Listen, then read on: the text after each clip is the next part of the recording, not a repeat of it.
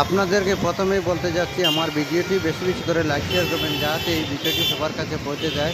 ভিডিওর রহস্য হলো আমাদের শিলচর শহর এলাকার রাঙ্গিখাড়িতে নেতাজি সুভাষচন্দ্র বসুর মূর্তিটি চেঞ্জ করা হবে।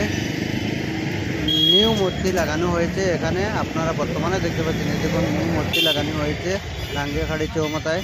আগামীকালকে আমাদের মাননীয় মুখ্যমন্ত্রী ডক্টর হিমন্ত বিশ্ব শর্মা আসছেন, এসে এই মূর্তিটি ওপেন করা হবে। আপনারা ভিডিওটি যাতে সবার কাছে পৌঁছে যায় আপনারা বেশি বেশি করে লাইক শেয়ার করবেন যাতে আগামীকালকে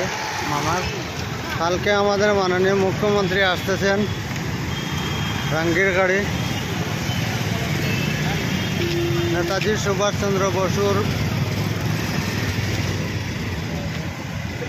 মূর্তিটা ওপেনিং করতে।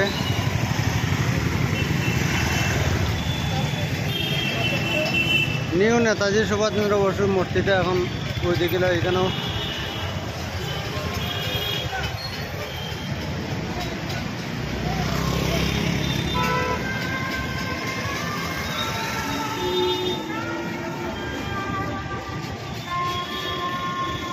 রাঙ্গিখাড়িটা বদলি গেছে।